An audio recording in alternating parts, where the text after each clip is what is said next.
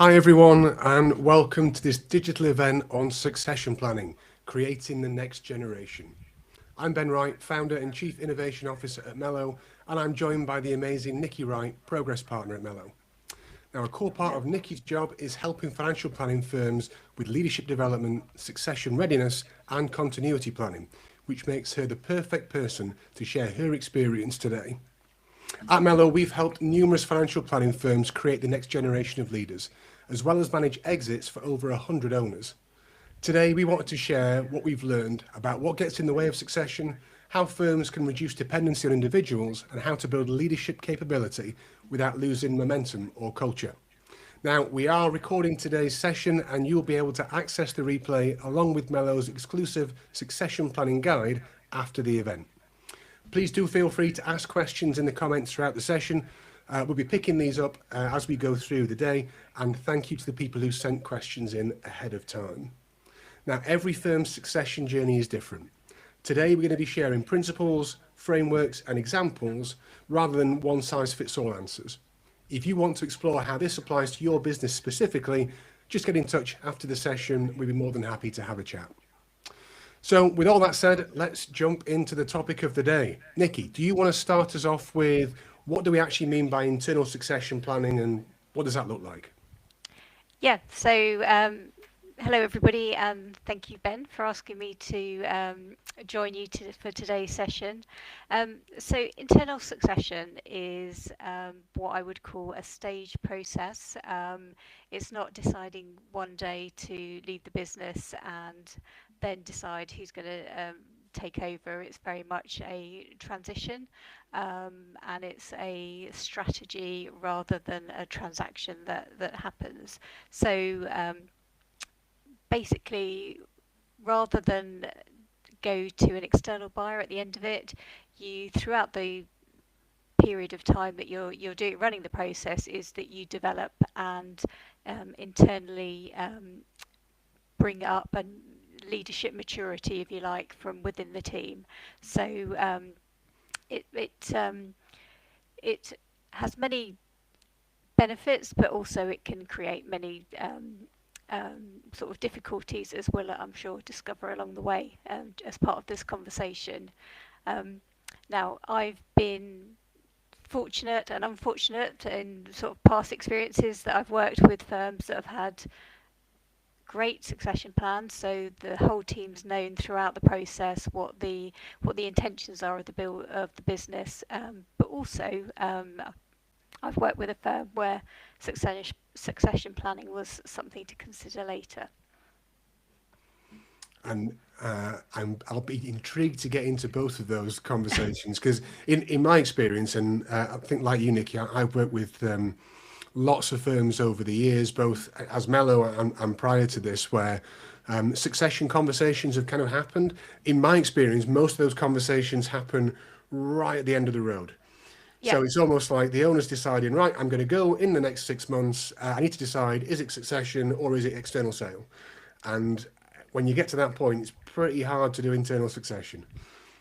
Absolutely, and it's that's I think one of the misconceptions around succession planning is it was all about retirement. It's no longer that. It's about building a firm's resilience. It's ensuring that they're regulatory and financially secure for their future. And it also creates enhanced valuation because even if you don't go down the internal succession route, consolidators do a real deep dive forensically on how you run your business now, and having that succession in place is an important step as part of that, the governance around the running your business. So, in your experience, how many firms you come across have a good succession plan? Not many. Um, so I think it's something that is increasing. I think it's something that firms are starting to consider. I think consumer duties help that in having that sort of the um, ticking the box of ensuring that customers aren't harmed along the way. So obviously, if you are advisor that's dealt with clients solely for many years, and then you suddenly exit, where does that leave the client, particularly with vulnerabilities now, things like that. So having that sort of that process of a handover, and sort of ensuring that continuity of the culture of the firm and things like that are in are continue is really important.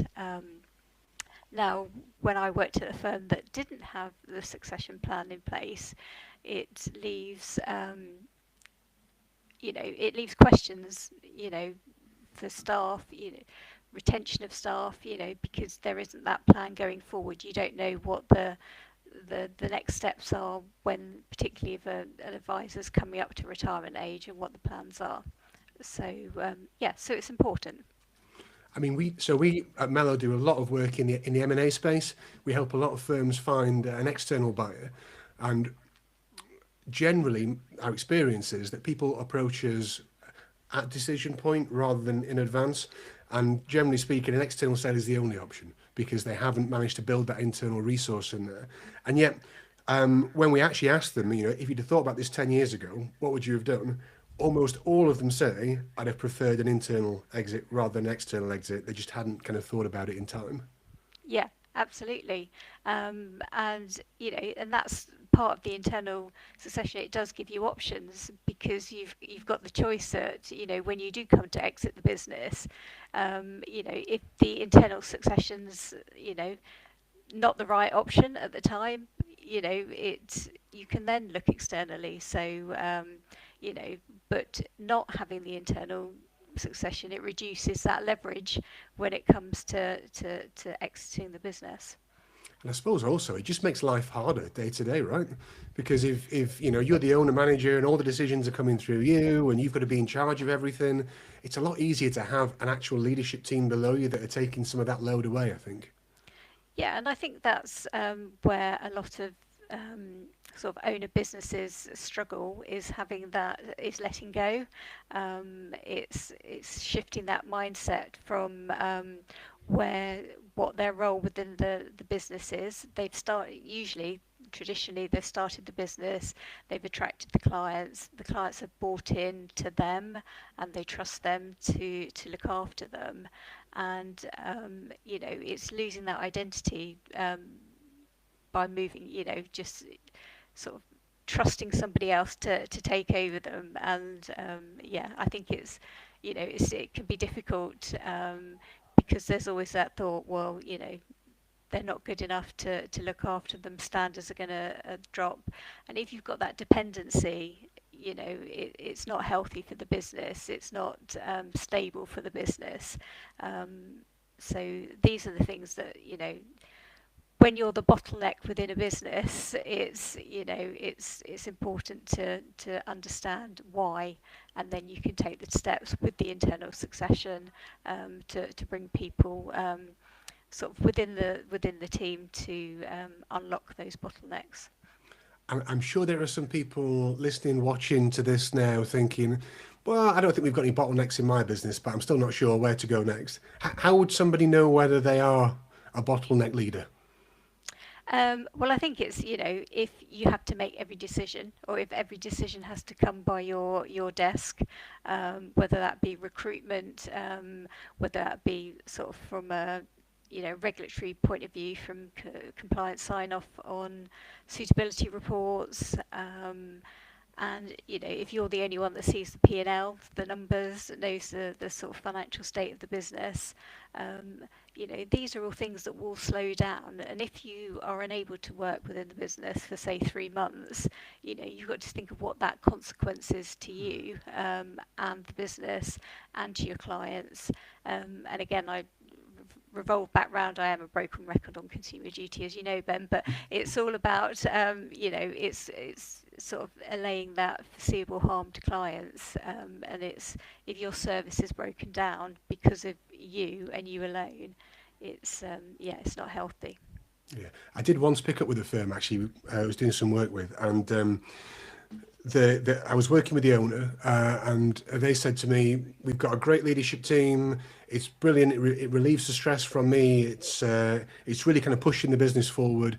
And we went through kind of the responsibilities of the reporting lines and who had what authority to sign what off. The owner was still authorising printer ink to be bought. He didn't have everything. Still went through that particular owner, and they didn't really, I suppose, recognise that they were still being in that bottleneck position. They thought they delegated responsibility, but what they'd done is, I suppose, push some of the work on to other people, but all the decisions still came back through them. Yeah, and yeah, you can't scale up a business with that if you are the only one making the decisions. So if your intention is to grow, you need that team around you that can take that responsibility on, and that can make the decisions. And it's the only way that people can grow and develop. Because what would their alternative be? Would be then to leave the business and all that skill and talent that you've spent time nurturing, and understands the culture of your business, will walk out the door. And I suppose whether you go kind of internal or external, almost having those key people within the business is equally as important, because if you do end up with an external sale, then whoever's buying your firm will wants to buy the business, and those people are a key part of running that business. So having them aligned, incentivized potentially with the deal or what's going through will mean a smoother transition, more chance of getting a payout at the end of it. Whereas if they walk as part of that exit, it makes getting the kind of follow up payments on your payout much more difficult to achieve.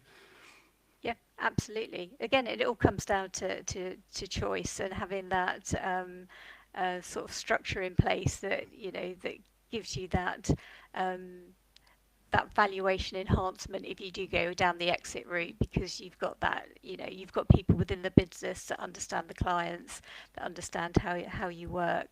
And when I joined a previous IFA that I worked with, I from day one I knew that the plan was to sell the business, and I'd left a firm where there was no succession planning, and it seems ridiculous that I joined a firm that I knew was going to be sold, but because there was a clear path, because my job was to come in and clean it up, basically ready for sale, and to sort of increase the business, scale the business as much as possible, ready for sale. But I also knew that beyond that there would be a role for me, in wherever we ended up, whether we sold to, or if the business stayed as it was, then it'd be running that business. So it doesn't deter people from joining. It actually it makes it easier for them, because they know exactly where they stand. They know what the options are. Where their career development, their path's going to take them. I mean, the I suppose the harsh truth is that everybody exits. Yes. It will happen at some point, one way or another. So I suppose if you can be more open and honest with your team, it gets that buy-in, and they're on the journey with you, rather than them wondering what's happening in the background and you're being really quiet about what's happening, and then you suddenly announce it when it happens. Yeah, Yeah, yeah, and yeah, they can buy into that. They can buy into what you're trying to achieve, and they can help work towards that. So yeah, so I think yeah, it's no bad thing to bring people along the journey with you. So excellent. I think it will be. I mean, I could talk about this bit all day. It's a subject very close to my heart, the succession planning. So I'm mindful of time, and I will move us on. I'm okay, keen to try and get into a bit about building the next generation. Now, we've talked a lot around why it's important, what goes wrong, and all kind of areas around that. And I'm keen now, I suppose, if a firm's thinking, you know what, yeah, I'm on board, I need to start thinking about this.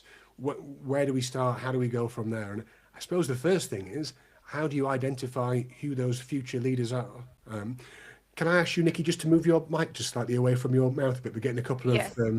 Oh right, okay. that's it. Perfect. Thank you. Yep. Yeah. So let's start us off. How do you know who the future leaders are? Um, Good question. It's it's you've got to identify those in the business that that show potential, that show an appetite to want to take on that responsibility, that want to um, understand the business, understand how a business operates, that are happy to come away from their sort of traditional role within the business um, to take on those leadership responsibilities. Um, Now, I think different roles within a business have different skill sets, and there's definitely a particular skill set around a leader that you need to identify. Um, so yeah, it's developing those people that you've identified that have the potential, and then exposing them to various um, leadership responsibilities, if you like, and sort of bring them on the journey with them. And there's various ways that you can do that. So, but how would you know? How would you know? Like, you know what, that person, I think they're right for this. Is that like through one-to-ones, or is that through more like a structured kind of review of skills and weaknesses across the team, or what would be the first step? Um, well, I think you've got to understand what leadership means to you. It's what you see as the core competencies around that. Um, and then with it's almost like grading them as how they perform, what their potential is. And we use something through Mello with the what we call the 9 box grid, where you can it's a strategy where you can identify those that are performing, are high performers, and those that have potential. So, and basically, you want to pick from the pool that those that are high performers and those that show high potential, because they're the ones that's going to have the appetite and the energy and the enthusiasm to yeah, to want to learn as much as they can. Get into the thick and drive the business forward. Yeah, and we'll put a link up to the 9 box grid. It is a very useful way of actually kind of measuring where your team are and who's I suppose right to progress and who's already where they are and in the perfect place for them, I suppose, because that is something which we come across time and time again is the wrong people being promoted.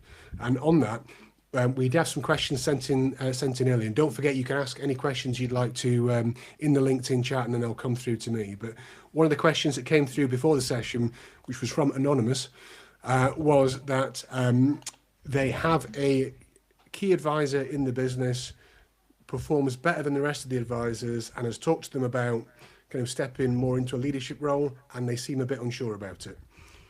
Should they progress that or not? Um, yes, I would give them the opportunity, but it's you wouldn't necessarily give them the whole responsibility decision making process. You'd maybe give them a project to do to um, sort of see how they cope with that responsibility. You'd set the parameters around what decisions they can make and when you'd want to be involved, and yeah, it's projects is a good way to start. It's whether they get the buy-in from they can get buy-in from the team, because again, as a leader, as you need to have a team to lead, and that want to follow you. So it's if they're culturally the right fit to take on that role is very important, um, and if they've got commercial sense about them, it's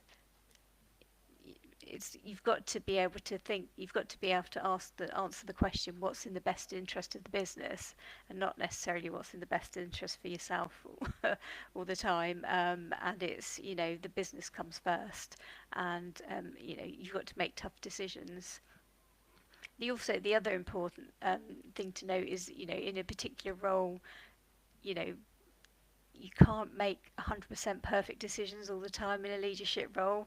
Now that's different to say the role of like a paraplanner who's very detailed or orientated, who can't get any numbers wrong, or they have to be that technically minded. But as a leader, sometimes you just have to work with what you've got, and based on that make judgment calls. So yeah, so in terms of the question, would they give them a chance? Yeah, but you do small steps. Succession planning we'd see as a 3 to 5 year journey. It's not you decide that they're the next successor to your business, and next week let them loose. It's a part of the process. So you'd build that steps up. You'd give them access to the numbers of the business. You'd give them that exposure, and then you start to involve them in leadership meetings. Um, and then see how they fare. It may be that it's not for them once they try it, or it may be that they shine, and you put them on a faster track to take over. Yeah, I think I do know of a firm where there was a management buyout happened, and everyone was working underneath the owner. The owner was very much in control of the whole firm, and then they all agreed that the buyout was a great idea. The buyout happened, and then overnight the employees became the owners, and they had no idea what to do next because Yeah. that kind of hadn't been explored almost. It was just like, you know what, I like you guys, you're going to come through, you can kind of take over the business. There'd been no kind of lead up or transfer of delegated responsibility. They'd not had the practice of making small decisions on the way up. They'd just be thrown at the deep end with, you know what, all the decisions are now yours. And Yeah. interesting time for them. Yeah, exactly. And again, this is the role that somebody that's leaving their business or handing their business over, needs to understand the role that they play in developing the next person, is that they have to almost become an architecture of is pass on their wisdom, their knowledge, mistakes that they've made along the way, and yeah, but it can be you know it can be a legacy. It can be very rewarding that that your clients are going to get the same continued good service, culture, the way you do things, um, by bringing that internal person along. I think one word I would say of caution to whoever sent that question through, and thank you for sending it through. Um, so I came up through bank assurance. That's where I kind of started in financial planning, and there was a very clear route to leadership in that bank assurance was whoever wrote the most business was the person who got promoted first. And I think probably in maybe three quarters of those promotions didn't work out Yeah, because the person who was the best at writing business was not the best person at leading a team. They yeah, are different things. So I would strongly say if it's the right person for the job, great. Just because they are actively the best person at their current job doesn't mean they've got the right attributes to move into a leadership role. It is a little bit different. And I wonder, Nikki, if you can maybe talk us through some of those key attributes of, what makes a good leader. what makes a good leader? You need to have that strategic curiosity. You need to, be able to think, very cliched, think outside the box.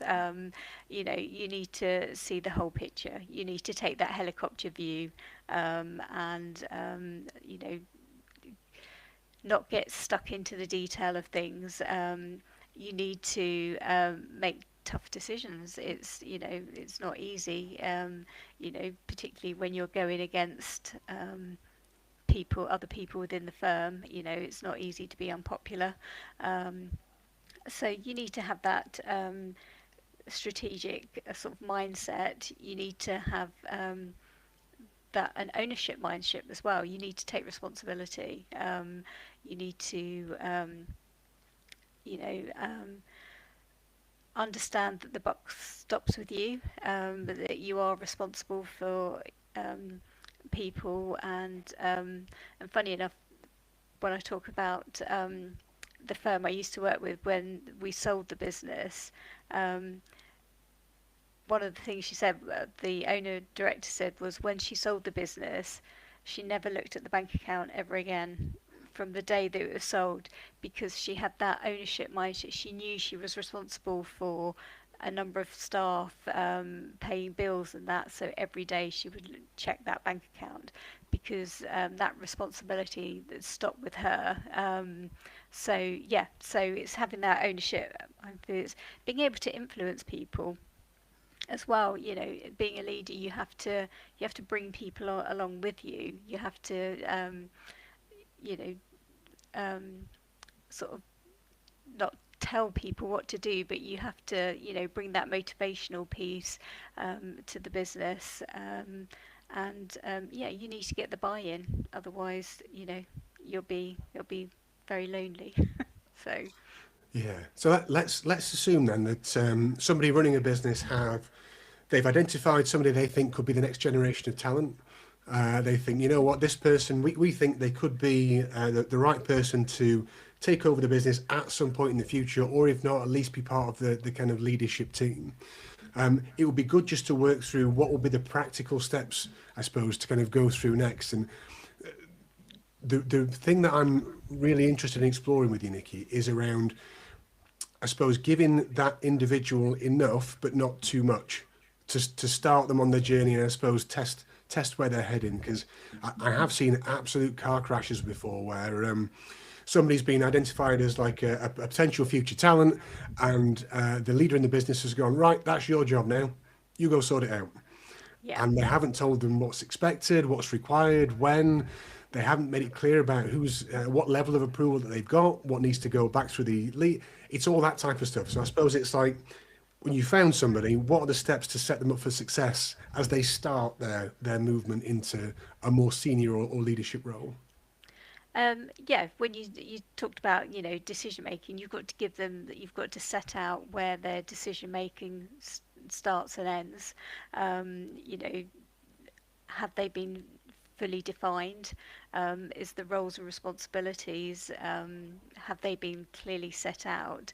So you know, with an owner advisor business, they take on majority of roles: head of compliance, head of advice, head of HR. So you know, it's where, you know, is identifying who takes responsibility for what. So if somebody coming into, you want to develop into that role, you set out what their roles and responsibilities are, where they can where they can act independently, where they can, you know, make those decisions, um, take the take the project or what they've got onto the next level without, you know, getting that stamp of approval from the boss. So yeah, so that's what I would do. I'd start with clearly defined roles and responsibilities, where the um, decision making sort of starts and stops, and you know, things like budgets are a good one. You know, having that sort of gives them exposure to their commerciality. Is, you know, they've got a budget um, to um, to manage whatever their role and the responsibility is. So they're sort of practical steps, and you know, have those one-to-ones with them. You know, see how the discussion is, see how they're going, see whether they're enjoying the extra responsibility, see whether it's, you know, it's not for everybody. Leadership, people don't like it. You know, it might be that they thought they wanted it, but actually, when it comes to the crux of it, and that the weight of responsibility is too much. So you know, and that's why it's good to have a talent pool within a business, so that, you know, people can branch off, and you can see those that are going to really take that and run with it. I think for me anyway, having those defined what is and isn't within your this remit is like super important, as well as what is the outcome that you're expecting. Yeah, So if you want someone to take on a project, take on an area of the business, you need to say, right, you can make decisions up to here. At this point, the decision needs to then escalate to me, and I'll go from that. But having that defined point means that it's really clear. Below that is you, above that it's me. And yeah, also by being super clear on, here is the output that I expect.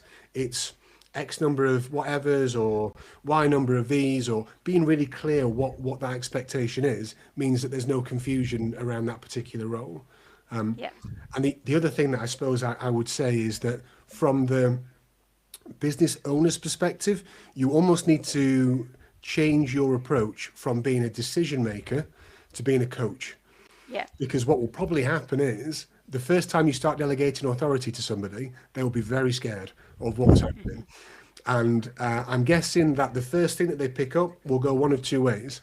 They'll either try and run off on their own without consulting you at all, or they'll come back and basically ask for approval for everything. And on the second one of those, if they're asking the owner for approval, you need to turn into a coach. And rather than giving the approval and saying yes or no, it's like, well, what do you think? How do you think that will work? What are you worried about? What could be the potential challenges associated with that? So it's moving into that coach mindset. And I suppose to get away from the other one where people kind of run off is to set reviews and regular kind of check-ins where the expectation should be set that they will update you on the work that's happening. And that way you can kind of coach from the sidelines, I suppose, but you can catch it before it goes too far in case they've kind of run off in their own direction.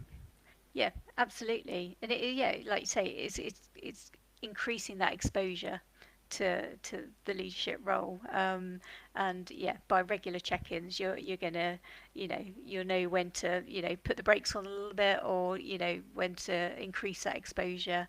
And just having individuals in leadership meetings, so they understand the process, how decisions are made, um, and what the expectations are around that. It's only gonna help. What about supporting those kind of newly made leaders through the transition from being like a doer to a leader? Because they've almost kind of been at one with their team, sat in the office doing the same thing, and then suddenly now they're in a slightly different position. What how do you think the owner can best support that to, I suppose, get the rest of the company to get on board with it? Yeah, I think it's like you say, it's the coaching piece that will help. But again, the clearly defined roles, is a communication to all the team that this is where, this is the line that you need to go to if you need a decision made on X, Y, or Z. So it's having those clear lines and those guidelines around where responsibility lies.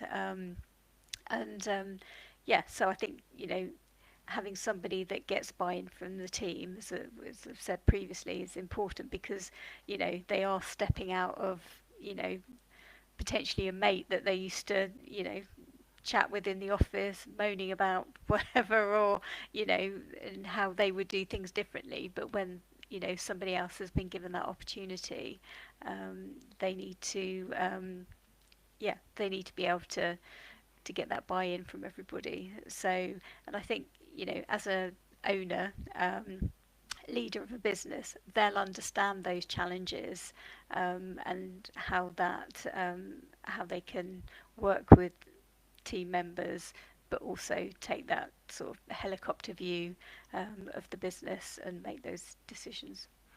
And I would probably also advocate actually it's good for as part of this transitional phase for the owner of the business, the leader of the business, whatever, as part of their conversation with this kind of up and coming future talent person, just to as well as clearly explain the roles, the responsibilities, and I suppose the hands-on elements of the job, just to have that little bit of a coaching piece about the fact that they're no longer one of the people in the office. They are slightly elevated, which means that they might need to behave slightly differently in the office, but also in social situations. It is a slightly different place in that when you're no longer kind of best mates with everybody at the same level, you do have to act slightly differently sometimes. And I Yeah. think that doesn't, in my experience, that doesn't get communicated very well across to people. It tends to be, right, here's your new job, here's your new roles, here's your new responsibilities, off you go. And Yeah. there isn't that coaching on the psychological side of it. Yeah, and it's harder in a smaller firm because you are, all working together, and you essentially could be wearing many different hats. So, um, so other things that you can do is you can do sort of qualifications around it. I mean, I did ILM 5 and 6, because I was told that I didn't have that knowledge and experience to move into that next leadership role. So I thought, well, I'll go out and get some. And and again, because it's away from the business, it's taking that independent view. So it's learning those skills around leadership and management. And so yeah, so I personally found the ILM as a really good, because you cover things like coaching, you cover things like change management, strategic thinking, critical thinking, and it's all from getting those tools in place to then bring back to the office and the workplace, to help you develop into that leadership role. And for those who don't know, ILM is It's the Institute of Leadership and Management. So um, yeah. because we're quite, I think, hung up in financial planning around financial planning qualifications. That tends to be the root of all kind of improvement, I suppose. And I do see time and time again with firms that their route to competence, not route to competence, it's the wrong word. Their progression within the firm is tied to financial services qualifications. Would you advocate for more management qualifications for people going in that direction? Oh, absolutely. Running an IFA practice, involves two different sets of people. You've got the ones that look after clients and run the advice side of the business, but then you've got the side of running the business. So it deals with all the HR, all the financial um, work that is involved with budgets and income expenditure. So it's definitely a different skill set in running the business. So yeah, so I think I'm a firm believer in that. Just because you're a good advisor doesn't necessarily mean that you're going to be a good at running a business, because of the different skill sets. So yeah, Yeah. yeah, I fully advocate going out to get the qualifications because I loved it. Oh, interesting. Very good. I mean, we talked earlier, didn't we? The best salespeople don't always make the best bosses, and as you said there, I think it's a different skill set sometimes for running than it is for the doing the do on a daily basis. Now, I know we talked briefly earlier about that succession takes time. One of the questions that came in advance again through anonymous was, how long out should I start planning an internal buyout? As long as possible. No, so I think 3 to 7 years. I think you need to be looking at succession planning, and again, from a sort of compliance aspect, having that the plans in place should anything happen um, to the business owner. It's always good to have in place, regardless of when you plan to exit. I think you mentioned earlier, you will exit at some point. So, if you know what that plan is, the longer the better. I think it's something that we do say quite frequently when we're asked when's the best time to start planning my exit. My answer is always the same: on the day you start your business. And the next best time is today. Yeah, No matter how far out you are, it's good to have that view of how things are going to happen. What is the strategy? What's going to kind of go forward? Because time is either your friend or your enemy.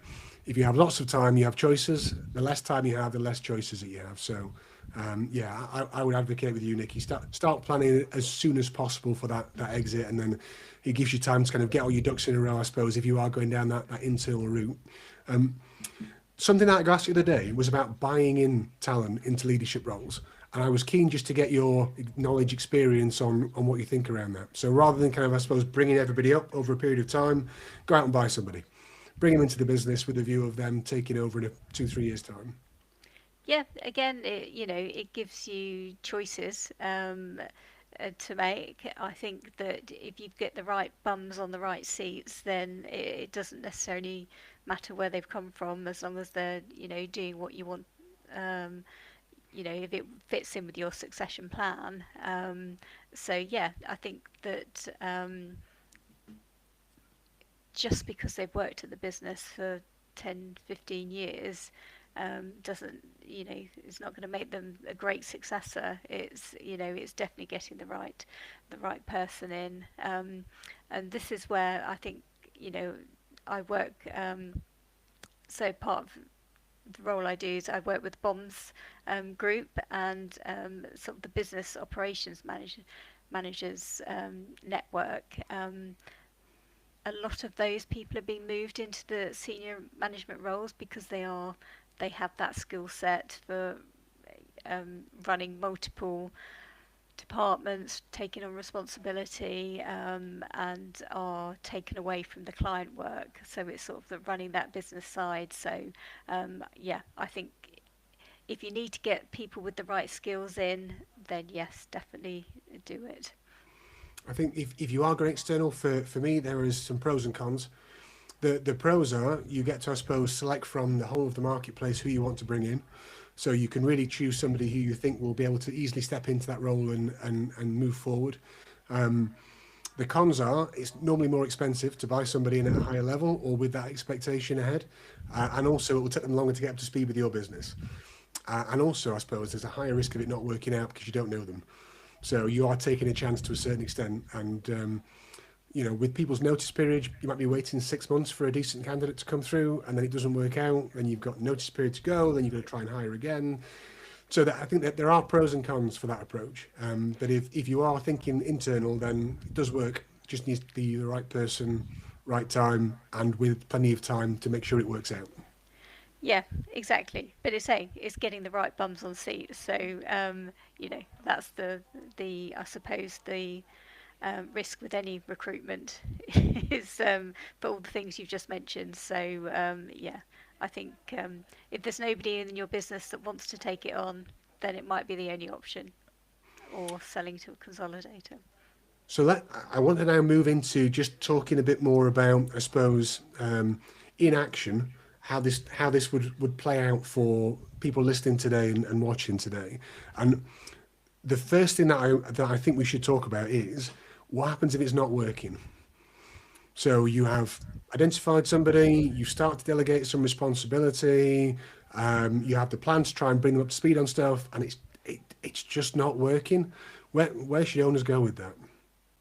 Um, well, if you've had a talent pool, then you've got other people to draw from.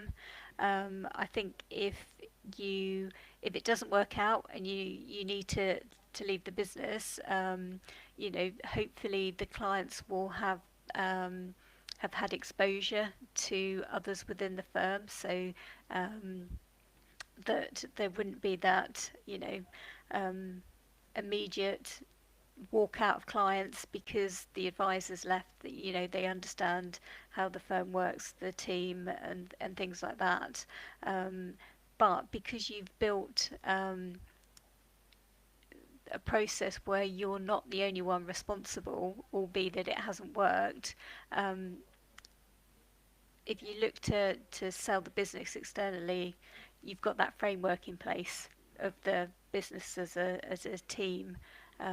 So yeah, so hopefully you've got that resilience within the business to um, to continue with other options. I suppose the fallback is always that you can move to an external sale and move that way around. Something that I've seen work quite well is rather than straight promotions for people, run some kind of trial basis. So it's an acting head of whatever it is, or an acting team leader, something along those lines, with a timeline set around it and clear um, deliverables to achieve during that period. And I think that way around, it's a lot easier to, I suppose, somebody's trialing this to see whether it works. And if it doesn't work, it's easier to move back into an old role. Whereas, if you promote somebody up to a head of, and that is their new job, it's a lot harder to then demote them back down again. It tends to Yeah. end up with that person leaving the business rather than moving back to their old role. So I've seen that work quite well. Would you say that's a sensible approach? Yeah, absolutely. And yeah, I think it would test your leadership skills if you had to demote somebody back to an old role. But this is where the having um, that period of time to plan your succession, it allows you time to, like you say, to give somebody that opportunity to prove themselves over a period of time, whether it be in an acting role or on a specific project, to for whatever reason, and if it doesn't work, then you can sort of, go back to the drawing board, have a rethink, have a reset, you know, extend the period of time for your exit of the business if you feel that they need longer to develop, or you need to bring somebody else in. So yeah, it's it would be a good plan. Good plan to have a kind of a test period. And the other thing I want to quickly touch on is that I suppose preserving culture as you start to kind of move leadership across, because we all have our own different ideas, different identities, different ways that we see the world. And something that I've had firsthand said to me by owners of businesses who are starting to step back is that I'm worried that they'll change things. I suppose, how does an owner reconcile themselves with the fact that bringing in somebody into a leadership role means that they may be change coming to the overall structure? Yeah, any change is difficult, particularly for a owner who's built a business doing things a specific way, and I think that's a lot of reasons why many people put off succession planning, is because they've got to get in that psychological mindset of somebody else making the decisions, somebody else driving the culture forward. You know, but hopefully, if they've been a good leader and that they've got the buy-in from the team to work the way they do, to have the same values to as they're conducting their business. So it would lessen the pain, if you like, of, say, buying externally, and just you know you don't get a choice of how you work, or which clients are dealt with by whom. It's just it's a much bigger scale that you have to fit into. So yeah. And I suppose if you have that lead-in period, you get a chance to work together so that, and something that we're really keen on is making sure that a firm has a good kind of vision, mission, they know why they exist and where they're heading, and then also a set of values which all of the firm knows, and they are kind of built into the performance development, the reward structure within that business. Because if everyone knows where you're heading and why, and the values that are important to the firm, it tends to mean that people will make decisions in line with that mission and values. So taking time to set those out, I think, would mitigate the risk of somebody trying to change or make big changes with the business. Because if everyone knows that we're heading in the same direction, it makes life a bit easier. Yeah, no, absolutely, and totally agree. And I think, yeah, understanding your values and is really important. And part of the work, obviously, we do at Mellow, and it's definitely one of the fun days when you go into when you go in with firms to look at their values, mission statements, and things like that. I know it's when they have the most fun. Is sort of drilling down, working out what's important to them and what message they want to get across to businesses. So yeah, that's my little plug for Mellow. There, that is definitely a fun day. Yeah, doing that exercise. And when we do go in, what's quite interesting is that most firms say, yep, yeah, we have a mission, we've got values. And then when I ask the leadership team what they are, hardly anyone knows what they are. They have to go and look them up somewhere else. They're just on a wall Yeah. somewhere rather than actually being embedded into the business. So what we're talking about in kind of having that kind of mission or vision and those values is that they are part of everyday culture of the firm. So reward and recognition, they're included in reward and recognition. They are Yeah. part of how you go about doing business. And it is a really important point, that one. What I would probably advocate as well is that if you are on the cusp of thinking about what to do next with the firm, take a little bit of time out, away from the office somewhere, and just go have a think. It's really easy as a kind of player manager, an owner manager of a business, just to get in the day to day. We have a lot of clients we come across where the owner is still providing financial advice, so they're still in the kind of in the weeds of the report for Mrs. Miggins needs to go out, and where's that research for this case, and it's really easy just to get into the day to day. And what makes a huge difference is to book some time and step away from the office and think as an owner. If as an owner of this business, what do I need to do to think about my future objectives? And it may be that you Yes. haven't really thought about your exit in detail at this stage. Take the time to do that, because when you understand where it is you want to get to, the timelines around that, what good looks like, you can start to work back to what would need to happen in order for that to be true. So what are the building blocks that I need to make that end goal happen? And often no one's often business owners haven't taken the time away from the office to really delve into the details. And I think when you do, stuff becomes clearer. Oh, absolutely. And one of the exercises that we've done in the past with people is if they struggle to put down, how they see things, is to actually get them to draw it. And it's a process called rich picturing. So if you draw what you want the business to look like in 5, 10 years, you can draw little stick people, to get some indication of size, and yeah, and it's amazing what comes out when people start getting creative. Yeah, sometimes that's a good exercise to do. Is just draw how you want it, and you can do that in life as well, how your retirement or whatever. So That sounds right up my street. That I'm so quite a visual person. I maybe get the flip chart out later and start sketching. Who yeah, knows? yeah, and you have to do it in landscape view, and yeah, you just if you just draw it, and yeah, it's once you get going, the felt tips come out. It's great fun.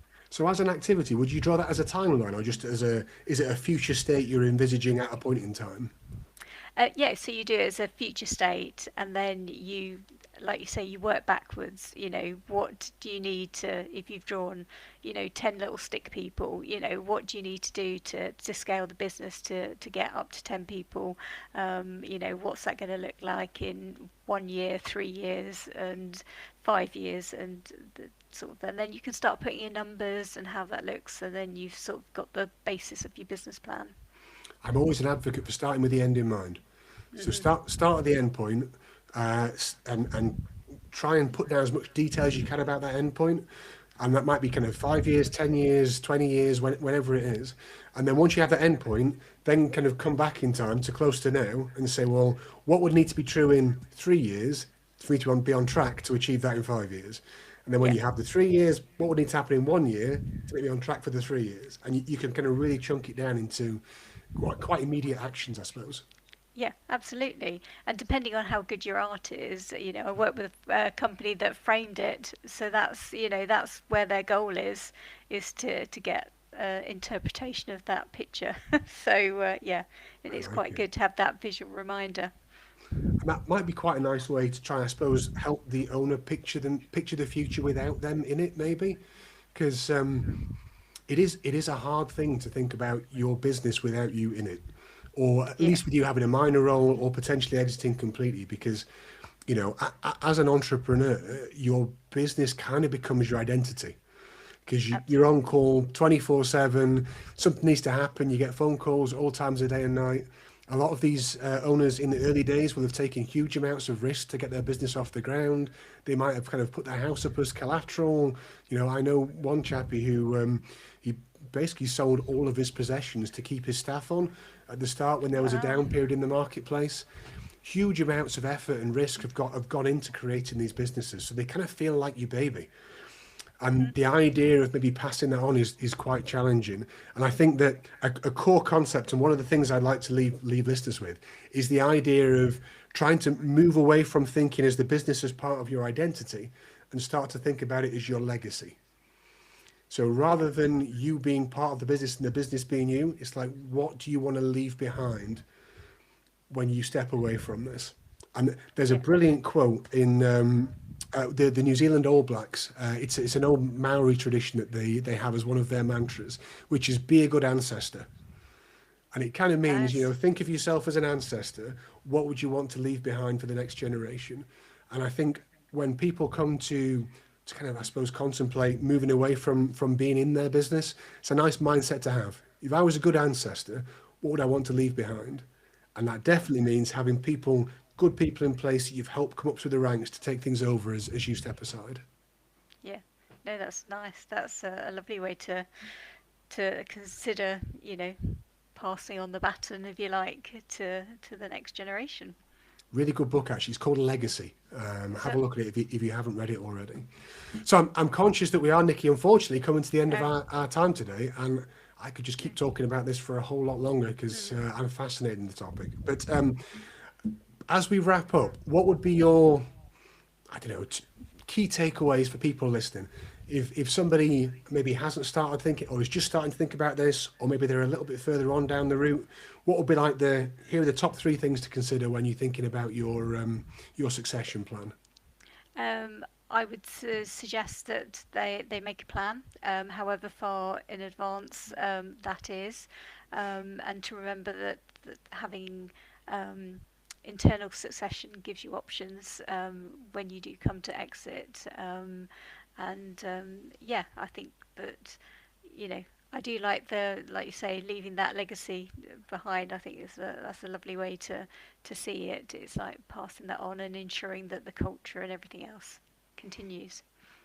Yeah, I think that my kind of key takeaways are like Nikki, start now. Start immediately with whatever that plan's going to be, but take yourself away somewhere quiet where you're not going to get disturbed by, what's happening in the office, and really think about what that future looks like.